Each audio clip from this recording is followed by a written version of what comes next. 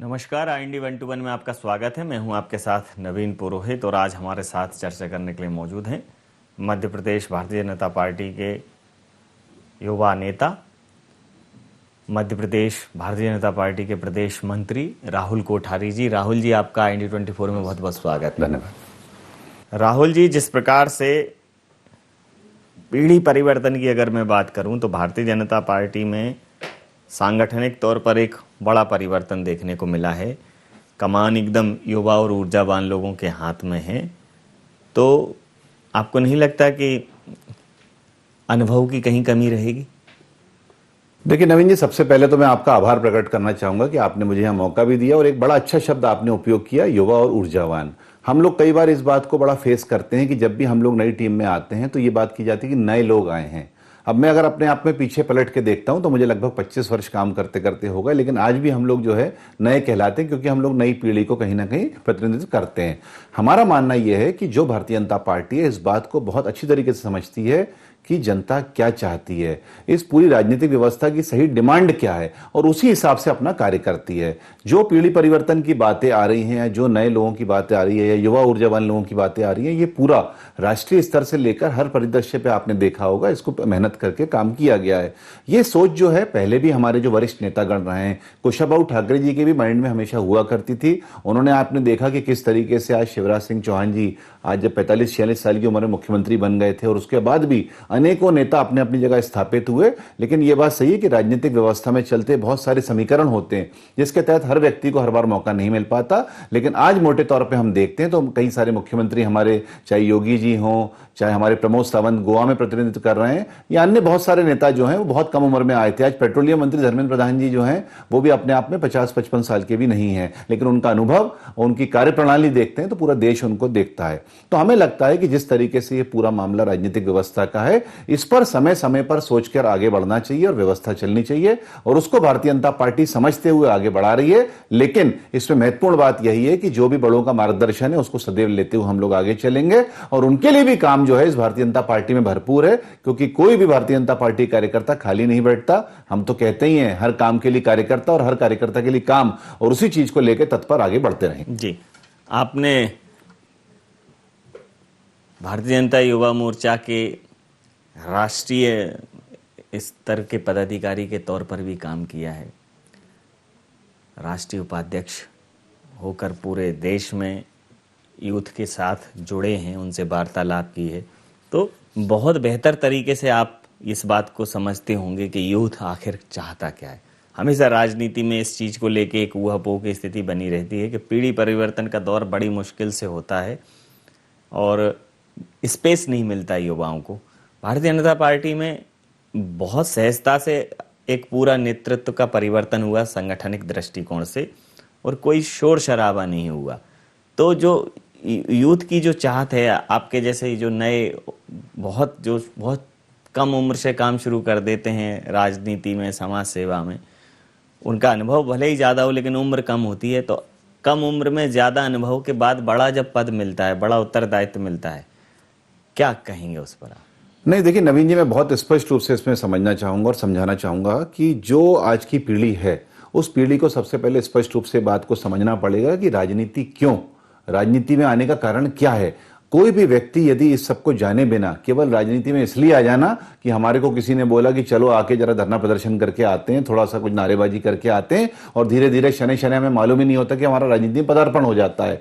तो कुल मिला के हमारे जब कुशाभाऊ ठाकरे जी जीवित हुआ करते तो बड़ी अच्छी बात बोला करते थे कि राजनीतिक क्षेत्र वो व्यवस्था है कि जिसमें 1000 कार्यकर्ता यदि काम करके आगे बढ़ते हैं, बढ़ने की प्रयास करते हैं, तो एक ही व्यक्ति जो है वो राजनीति को आगे उसमें आगे बढ़ पाता है, उसको भोग पाता है। तो कुल मिला के इतना कम परसेंटेज जहां पहले रहा था और अब जो है जब भारतीय जनता पार्टी विश्व की सबसे बड़ी पार्टी बन गई तो वो परसेंटेज और कम हो गया है। तो उसमें सकारात्मक तरीके से राजनीति करते करते वो कार्यकर्ता का निर्माण कैसे हो कि वो सैद्धांतिक मार्ग पर भी आगे चले और साथ में भारतीय जनता पार्टी की जो परंपरा है उसको आगे बढ़ाते हुए इस बात का ध्यान रखे कि हमारा काम जो है कार्यकर्ता और नेतृत्व निर्माण का है। हम खुद भी नेता बने और साथ में कार्यकर्ताओं को निर्माण करें और उनकी हर तरह की चिंता करें। तो ये कहीं ना कहीं यदि फोकस की हमारी कमी आने वाली पीढ़ियों में रहेगी तो इसमें बहुत दिक्कतें आएंगी। हमारे सब नए कार्यकर्ताओं को हम लोग चाहेंगे कि उनकी समय समय पर इस बात की ट्रेनिंग हो, जो हम लोग लगातार, आपने देखा मंडलों तक की हमारी जो ट्रेनिंग कैंप्स हुए हैं, इसके माध्यम से हमने नीचे तक इस बीजारोपण को करने का प्रयास किया।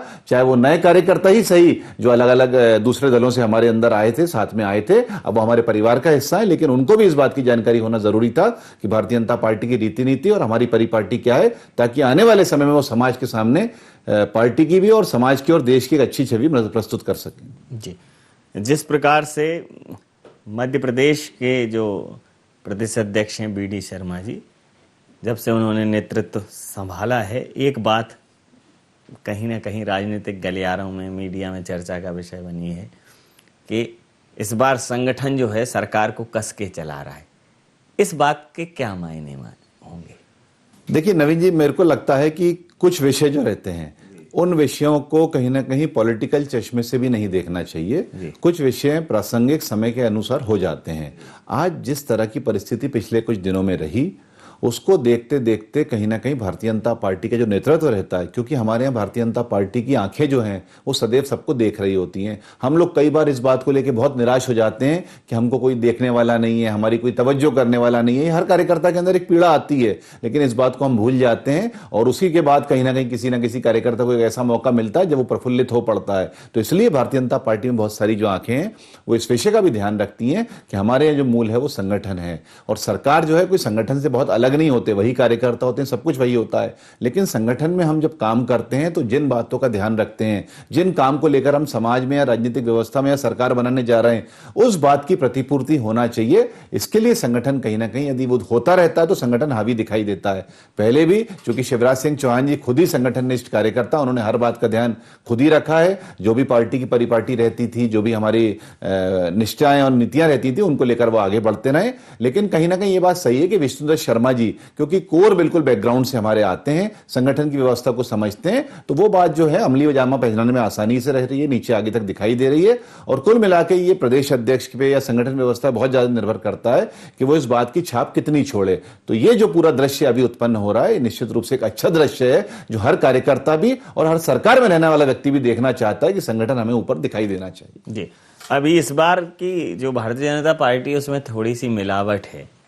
अब वो मिलावट कैसी है कि कुछ लोग आए हैं जो कांग्रेस में थे और कांग्रेस में किसी हल्के स्तर पर नहीं थे, कांग्रेस में मंत्री थे, लंबे समय तक कांग्रेस में उन्होंने प्रतिनिधित्व किया कांग्रेस का, अब वो भारतीय जनता पार्टी में आ गए। संगठन को थोड़ी सी तो असहजता होती होगी उन्हें साथ लेकर चलने में। देखिए, असहजता की जहां तक बात है तो मैं बहुत ईमानदारी से इसमें साफगोई से बताना चाहूंगा कि असहजता हर स्तर पे होती है, लेकिन असहजता जो है उसके ऊपर हमारा जब विचार हावी होता है, जब हमारी निष्ठाएं हावी होती हैं, तो फिर वो असहजता जो है बहुत बड़ी विषय रह नहीं जाता। हमारा मूल कार्यकर्ता, क्योंकि वो बूथ पर लड़ाई लड़ता है, आमने सामने की उसकी तलवारें चलती हैं, इसलिए उस बात को ध्यान रखता है कि हमारे सामने जो व्यक्ति था वही आज हमारे अंदर आ गया। गंगा जमनी जो तहजीब थी वो अलग अलग एक हो गई। लेकिन कहीं ना कहीं जब बड़े विषय को लेकर हम लोग काम करते हैं, क्योंकि हमें मालूम है कि जनता की सेवा करना, पंडित दीनदयाल जी उपाध्याय के सपनों को पूरा करना हमारा काम है, और उसके लिए हमारा ऊपर से लेकर नीचे तक का नेतृत्व है, हमारे कार्यकर्ता सब एक हो जाते हैं। और इसमें मूल बात यह है कि जितना आत्मसात करके हम दूसरे कार्यकर्ता को अपने अंदर हमारे साथ में लेते हैं और हम उनको अपना मानते हैं, उतना ही विषय उनके अंदर भी यदि रहेगा, उतने ही गर्मजोशी से वो भी हमको अपना मान के तेजी से आगे बढ़ेंगे, तो जल्दी ही सबके सब एक हो जाते हैं। और ये विषय जो है अभी तक आपने देखा कि बहुत अच्छा दिखाई दिया दृश्य। कई सारे मंत्री जो हैं आज भी जो अभी आए हैं नए, उनको मिलकर हमको या उनको बाकी कार्यकर्ताओं को मिलकर ऐसा महसूस ही नहीं होता कि भारतीय जनता पार्टी से वो कहीं से भी अलग है। जी, प्रशिक्षण वर्ग और प्रशिक्षण शिविर आप चला रहे हैं, तो हालांकि भारतीय जनता पार्टी में ये लगातार होते रहते हैं, लेकिन जो नए लोग आए हैं वो भारतीय जनता पार्टी की रीति नीति से थोड़ा भली भांति वाकिफ हो जाएं। आपको नहीं लगता कि उन लोगों के लिए थोड़ा विशेष ध्यान देना चाहिए, या वो पहले से ही समझ चुके हैं कि भारतीय जनता पार्टी ही अब उनके लिए राजनीति का एक बहुत उपयुक्त स्थान है? नहीं, देखिए, बहुत स्पष्ट रूप से सब ये बात जानते हैं कि भारतीय जनता पार्टी में केवल इस सोच के साथ काम करना कि हमें राजनीति ही करनी है, तो वो व्यक्ति तो आगे जाकर कब भीड़ में खो जाएगा वो किसी को पता नहीं चलेगा। भारतीय जनता पार्टी में जो व्यक्ति समाज के बारे में विचार करेगा, जो व्यक्ति निष्ठाओं के बारे में विचार करेगा, जो व्यक्ति देश के बारे में विचार करेगा, वही व्यक्ति आगे एक बड़े परिदृश्य पे कहीं ना कहीं दिखाई देगा। क्योंकि जो कार्यकर्ता हमारे साथ में आए हैं उनका भी जो विचार था कोई बहुत अलग नहीं था। सिंधिया जी को हमने बहुत अलग अलग प्लेटफॉर्म्स पे देखा है, उनके शब्दों को देखा है, उनके विचारों को देखा है, और वो कहीं ना कहीं हमारे विचारों से मेल खाते थे। इसलिए ये सारी चीजें बहुत अब एक होकर चल पड़ी हैं। जिस तरीके से दो नदियां आकर मिली हैं और उसमें आप देख रहे हैं कि आप पूरी तरीके से जो है रीति नीति भी हमारी एक है, और कार्यकर्ता जो विशेषकर जो ऐसे जो नीचे पे काम कर रहे थे उनके लिए भी हम लोगों ने बहुत अलग अलग चीजें करी थी।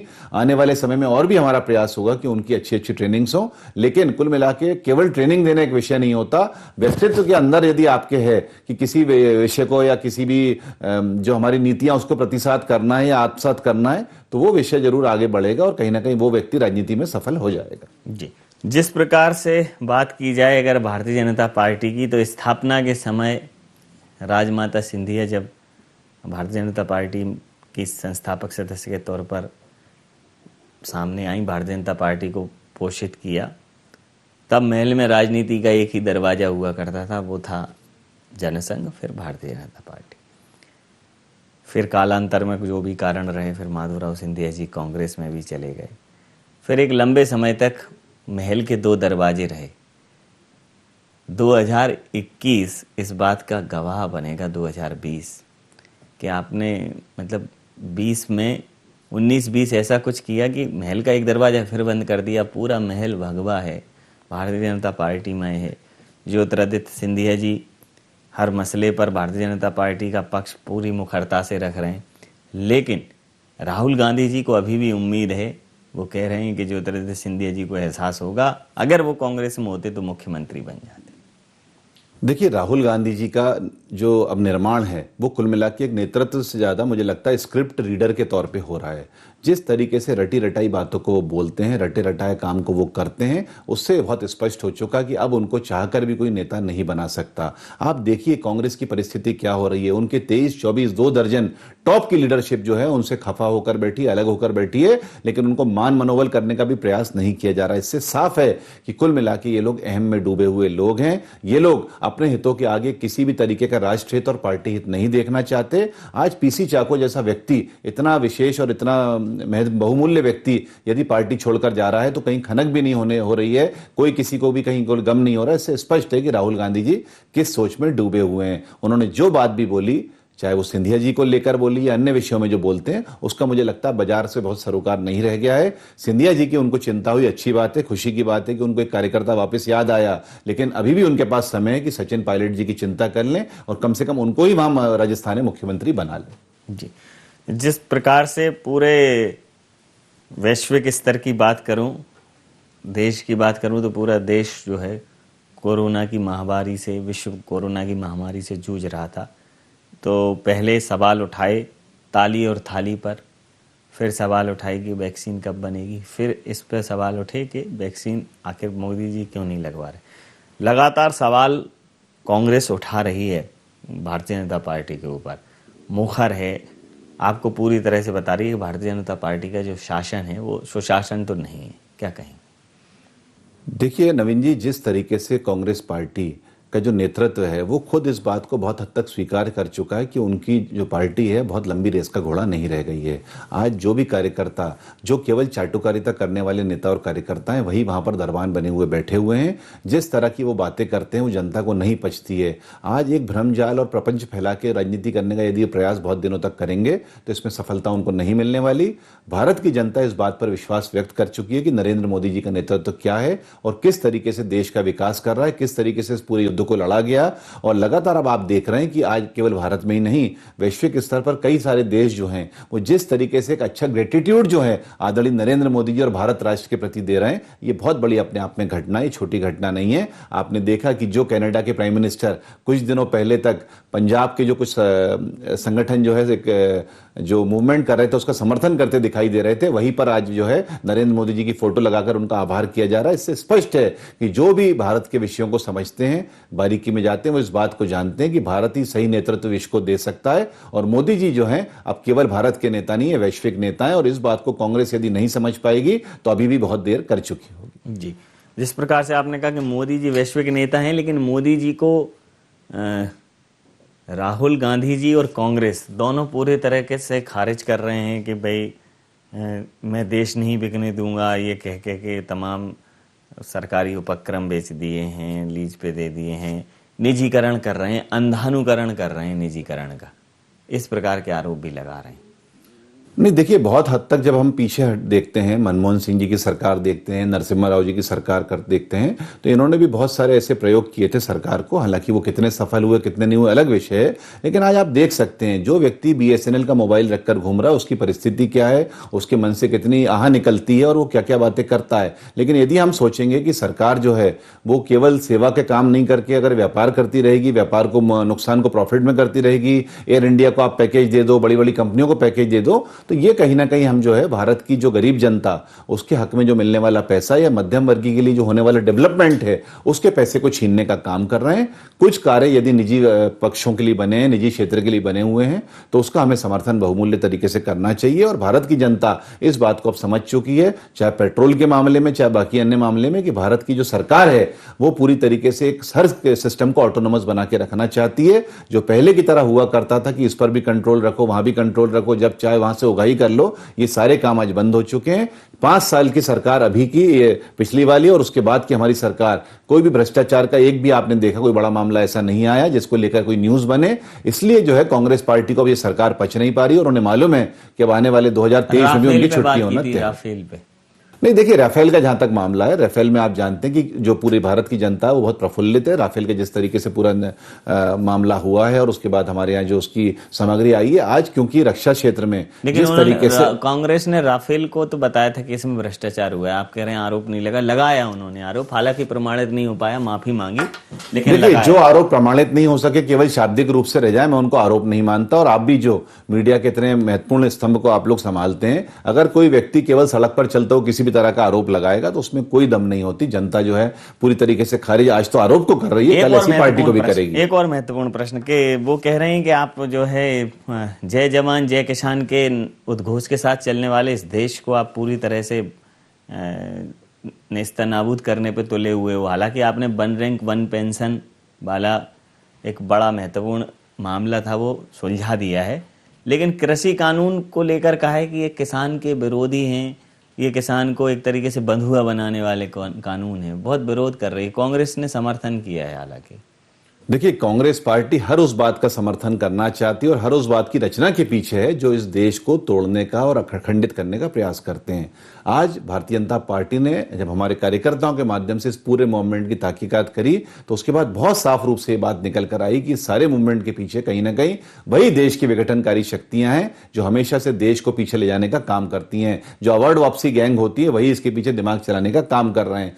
जब से इस पूरे मामले में सख्ती बरती गई, आपने खुद ने देखा है कि ये मूवमेंट भी ठंडा पड़ गया है, इससे जुड़ी हुई कड़ियां भी ठंडी पड़ गई। और जिस तरीके से पहले आपने देखा था कि बड़े बड़े लंगर लगाए जा रहे थे, क्योंकि अब वहां पे उनके पैसा आना बंद हो गया, जो अलग अलग मूवमेंट इसको समर्थन कर रहे थे, तो कहीं ना कहीं इसकी भी चमक अब फीकी पड़ चुकी है। हमारा पूरा विश्वास है कि आज भी जो सही किसान उसके अंदर यदि भ्रमित होकर जा रहे होंगे तो उनको भी आने वाले समय में इस बात को समझ आ जाएगी, उन्हें स्पष्ट हो जाएगा कि भारतीय जनता पार्टी ही किसानों की सही चिंतक है। और जिस तरीके भी ये 3 इंपॉर्टेंट कानून बनाए गए थे, जिसको बनाने वाले हमारे देश के कृषि मंत्री नरेंद्र सिंह तोमर जी, जो हम सौभाग्यशाली के मध्य प्रदेश के हैं, उनकी एक सोच है और आदरणीय मोदी जी ने जिस तरीके से इसको अमली जामा पहनवाया है, हमें लगता है किसानों के लिए इससे अच्छा कुछ नहीं हो सकता। आज देश की जरूरत है किसानों को जो है आत्मसम्मान और स्वाभिमान से जीने के लिए, और उसके लिए योजना अपने आप में, और खासकर जो मुख्यमंत्री प्रधानमंत्री जी ने जो स्वाभिमान योजना चालू करी जिसके तहत 10,000 रुपए भी मिल रहे हैं, उस सबको भी जो है किसान बहुत अच्छी तरीके से ले रहे हैं। जी, जिस प्रकार से आप कह रहे हैं कि किसान समझ रहा है, जो नहीं समझ पा रहे हैं वो भी समझ जाएंगे, और कांग्रेस सिर्फ विरोध करने के लिए विरोध कर रही है, तो विरोध करने के लिए विरोध करने की जो राजनीति है, राहुल जी लगातार मुखर हैं। राहुल जी कह रहे हैं कि आप देश को बांट रहे हैं, आप राम मंदिर के नाम पर, आप भगवान के नाम पर राजनीति करते हैं और उसका पॉलिटिकल माइलेज लेने की कोशिश करते हैं। देखिए, कुल मिला के जब बात आती है सामाजिक पक्ष की या धार्मिक परंपराओं की, तो आपने देखा है कि भारतीय जनता पार्टी हमारे साथ में जो अन्य संगठन है, हम लोगों ने हमेशा उस बात का झंडा बुलंद किया है। भारतीय जनता पार्टी वो पार्टी है जिसके हमारे कार्यकर्ता जो हैं वही स्वयंसेवक भी थे, अनेक संगठनों के साथ जुड़कर हम लोगों ने काम किया था। और आज देश की जो परिस्थिति है, जो भगवान राम हमारे आराध्य हैं, उनके यदि कहीं पे सुप्रीम कोर्ट से क्लियर होकर मंदिर बनाने की बात आ रही है तो निश्चित रूप से उसमें हम सबका काम करना स्वाभाविक था। आज राहुल गांधी जी इस बात को समझ नहीं सकते कि समाज को साथ लेकर चलना क्या होता है। यदि भारतीय जनता पार्टी के कार्यकर्ताओं ने जाके 10-10 रुपए के इकट्ठे किए हैं पैसे, तो आप समझिए कि उसका अपने आप में महत्व है। आज समाज में जिस तरह के एग्जाम्पल्स आए थे, किस किस तरह की महिलाओं ने अपनी तरफ से 1000-1000, 2-2000 रुपए दिए हैं, जिनके पास खाने की भी दिक्कत थी, तो इससे बहुत स्पष्ट है कि जो उनका भाव है वो कहीं ना कहीं सामने आता है। और हमें लगता है कि समाज को जोड़ने के लिए, सामाजिक संरचना को ताना बाना हमारा मजबूत बनाए रखने के लिए इस तरह के प्रकल्प चलाना बहुत आवश्यक होती है। जिस तरह से राहुल गांधी जी और कांग्रेस पार्टी ने इस पूरे विषय प्रश्न खड़ा किया था, ये पूरा मामला उनका जो भी उन्होंने प्रपंच बनाया था वो ढह चंदे चुका को है। लेकर सवाल उठा रहे हैं कि आप चंदे के नाम पर कहीं ना कहीं उगाही हो रही है और पारदर्शी नहीं है सिस्टम। देखिए, हमारे साथ ही बहुत सारे संगठनों ने इस तरह का जब भी पूरा काम चलाया था, तो मुझे नहीं लगता कि पूरे देश में कहीं भी कोई ऐसा विषय आया हो कि किसी ने कुछ ऐसी बात पाई गई हो कि किसी ने गलत तरीके से पैसा लिया, किसी ने चंदा लिया, कोई शिकायत हुई हो। कोई ऐसा मामला अभी तक कहीं सामने नहीं आया। और उसके बावजूद भी आज लगभग 2 से 2,500 करोड़ रुपए वहां इकट्ठा हो चुका है। कुल मिला के ये हमारे संगठनों का ताना बाना है जिसके तहत ये सारा काम हो रहा है। इस बात को यदि कांग्रेस पार्टी समझ लेती तो पहले ही हमारे संगठनों को कोसना बंद कर देती। जी, बतौर प्रदेश मंत्री सांगठनिक रूप से अब जवाबदेहियां बढ़ गई हैं, तो संगठन की मजबूती के लिए क्या कुछ प्रदेश के पटल पर करने वाले हैं? नहीं, देखिए, हमारा मुख्य तौर पे यही सोचना है कि भारतीय जनता पार्टी में प्रदेश में बहुत सारे कार्यक्रमों की रचना होती है। और जब हम लोग कोई कार्यक्रमों की रचना करते हैं या राष्ट्रीय स्तर से कोई कार्यक्रम आते हैं, तो उन कार्यक्रमों को नीचे तक पहुंचाने एक बहुत महत्वपूर्ण काम होता है। कई बार ऐसा होता था, कई सारी पार्टियों में ऐसा होता है, कई सारे प्रदेशों में ऐसा होता है कि कुछ कार्यक्रम जो होते हैं वो केवल फॉर्मेलिटी बन के रह जाते हैं। तो हमारा प्रयास होगा, वीडी शर्मा जी का पूरा नेतृत्व जो है इस बात को लेकर बहुत चिंता कर रहा है कि जो भी कार्यक्रम आए उनको नीचे बूथ स्तर तक पहुंचाना है। यदि जिला स्तर तक पहुंचाना जरूरी तो वहां तक पहुंचाना है। और उस कार्यक्रम का कहीं ना कहीं करंट जो है, उसकी जो पल्स है, वो नीचे तक दिखाई देना चाहिए। और उसमें हम लोग बहुत लगता है प्रयास करके सफल होंगे। हमारा यह रहेगा कि कहीं ना कहीं जो रिपोर्टिंग आती है नीचे से, क्योंकि आप देखते हैं बहुत सारे कार्यक्रम हो जाते हैं जो रिपोर्टिंग भी उसको सही तरीके से नहीं आ पाती थी, उसको भी मजबूत करने के लिए हम बहुत अच्छा काम कर रहे हैं। और हमारा प्रयास होगा कि आने वाले समय में हम ऐसे कार्यक्रमों की रचना करें जो राष्ट्रीय स्तर पे तो आई हैं, चाहे प्रदेश में रचना हो, लेकिन वो कहीं ना कहीं जो देश का ताना बाना है या हमारा सामाजिक ताना बाना है उसको मजबूत करने का भी काम करें। साथ में मुख्य काम हमारा जो है वो सरकार और समाज के बीच में एक सेतु बनने का। उसमें भारतीय जनता पार्टी अपनी योजनाएं जो सरकार की है उसको अगर नीचे तक पहुंचाने में सफल हुआ तो हम अपना कार्यकाल को सफल मानेंगे। जी, आपके ऊपर एक और आरोप लगता है छद्म राष्ट्रवाद का, कि आप राष्ट्र की बात करके और देश की बात करके और एक जो जुनून और सनसनी पैदा करते हैं और पॉलिटिकल माइलेज लेने की कोशिश करते हैं और अराजकता फैलाते हैं। बंगाल में भी वही कर रहे हैं। देखिए, जो लोग भी इस राष्ट्र की परिस्थिति को समझते हैं वो इस बात को बहुत अच्छी तरह जान चुके हैं कि भारतीय जनता पार्टी क्या है और किस तरीके से काम करती है। आज यदि हाल में ही आपने देखा कि मेट्रो में श्रीधरन, जो अपने आप में एक बहुत वैश्विक स्तर पर प्रमुख व्यक्ति थे, उन्होंने भी भारतीय जनता पार्टी का ही दामन थामा। आज मिथुन चक्रवर्ती जैसे वरिष्ठ पुराने कलाकार ने भी भारतीय जनता पार्टी का ही दामन थामा। तो इसके पीछे जो है वो भारतीय जनता पार्टी की वो सोच है जो हमको राष्ट्रीय स्तर पर तो प्रमुखता दिलाती है, लेकिन बहुत स्पष्ट रूप से हमारी सोच जो है उस पर कोई भी इस तरह के यदि आरोप लगाने का प्रयास करेगा तो वो मार्केट में नहीं टिक सकता। भारतीय जनता पार्टी स्पष्ट रूप से पूरे देश को एक माला में पिरोकर काम करती है। सभी प्रदेशों का समानाकुल विकास हो, इसका हमारा हमेशा प्रयोजन रहता है। सबका साथ, सबका विकास और सबका विश्वास की जो परिकल्पना आदरणीय मोदी जी की है, वही विकास आपको बंगाल में भी दिखाई देगा और वही विकास केरल में भी दिखाई देगा। साथ में यदि गुजरात में कोई प्रकल्प चलाया जा रहा है तो ऐसा नहीं कि वो बाकी राज्यों में नहीं चलाया जाता। आपने देखा कि किस तरीके से ममता बनर्जी ने इतने अच्छे चाहे किसानों के लिए हमने जो पैसा भेजा उसको ठुकराया। तो कहीं ना कहीं उसको भी इस बात का प्रायश्चित आगे करना पड़ेगा कि जिस तरीके से नुकसान उनको किसानों के मामले में होने वाला है और अन्य मामले में भी आप देख सकते हैं कि विकास को साइड में रख के वो केवल वहां पर जिस तरह से हिंसा की राजनीति की जा रही है, पूरी दबंगई की राजनीति की जा रही है। और अब आपने देखा कि जैसे ही चुनाव नजदीक आया है तो चुनाव में नए नए छल चालू कर गए हैं। उनका कहना है कि लोगों ने उनके पैर कुचल दिए। तो इस तरह की बातें जो है राजनीति में जब होती हैं तो जनता इस बात को समझती है कि पूरी तरह से गलत बात है और जनता इनको पूरी तरीके से नेस्तनाबूद विषय को करेगी। अंतिम और महत्वपूर्ण प्रश्न, आप कहते थे कि चुनाव होंगे तो कमलनाथ जी बोरिया बिस्तर बांध के चले जाएंगे। कमलनाथ जी कह रहे हैं कि वो अभी टिके हुए हैं, अड़े हैं, और कहा भी उन्होंने कि अभी तो वो युवा हैं, ऊर्जावान हैं। हालांकि उन्होंने जवान कहा था, लेकिन भावना ऐसी रही होगी कि उनके अंदर युवा और ऊर्जावान व्यक्ति हैं, एक नेतृत्व करने की अभी उनके अंदर ललक है। और प्रदेश में वो ऐसे छोड़ने वाले नहीं है प्रदेश को। और चूंकि एक बार आपको करारी टक्कर दे चुके हैं तो अब निगम है, फिर उसके बाद 2023 में तो वो कह रहे हैं कि अब चारों खाने चित करेंगे, इस बार किसी के फेरे में आएंगे नहीं।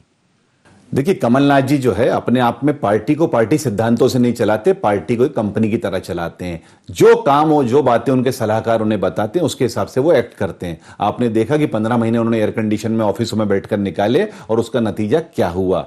आज हमारा यही मानना है कि कमलनाथ जी पूरी तरीके से मध्य प्रदेश से खत्म हो चुके हैं, समाप्त हो चुके हैं। लेकिन चूंकि दिल्ली में भी अब उनके लिए दरवाजा पूरी तरीके से बंद हो चुका है, दिल्ली में कोई काम उनके लिए अब बचा नहीं है, और राहुल गांधी जी और प्रियंका गांधी जैसे नेता उनसे नाराज बैठे हुए हैं, क्योंकि उन्होंने जो 15 महीने के अंदर ये झूठे वादे और भ्रम फैलाए थे, उसका नतीजा कई अन्य प्रदेशों में भुगतना पड़ा। इसलिए अब कमलनाथ जी के लिए हम कह सकते हैं कि उनके लिए आने वाली राजनीति बहुत मुश्किल है। भले ही बंगाल में वो स्टार प्रचारक कुछ दिनों के लिए बन जाएं, लेकिन ये उनके आगे का मुनासिब रास्ता नहीं है। ये जो उनकी प्राइवेट लिमिटेड कंपनी है, ये इसका प्रपंच है कि आने वाले नगर पालिका चुनाव में भी और पंचायत चुनाव में भी माल बटोरो और आगे की राजनीति भले ही स्वाहा हो जाए। तो प्रदेश के अंतिम छोर तक, प्रदेश के अंतिम व्यक्ति तक सरकार की योजनाओं का लाभ पहुंचे, प्रदेश के अंतिम व्यक्ति तक सरकार की योजनाएं पहुंचें, और भारतीय जनता पार्टी के सांगठनिक स्तर पर जो भी कार्यक्रम हो, जो भी प्रकल्प हों, वो भी आम कार्यकर्ता तक पहुंचे। सरकार, सत्ता और समाज और संगठन इस प्रकार से आपस में एक दूसरे के साथ कदम ताल करते हुए चलें कि वो एक नया कीर्तिमान स्थापित करें। तो मध्य प्रदेश सरकार के संगठन में अब युवा और ऊर्जावान चेहरे हैं, और राहुल जी ने जैसा कहा है कि अब आगे आने वाला जो दौर है वो भारतीय जनता पार्टी की तरुणाई का है। तमाम सारे पहलुओं पर आपने जिस प्रकार से अपने विचार साझा किए, हमसे बात की, आपका बहुत धन्यवाद, बहुत आभार।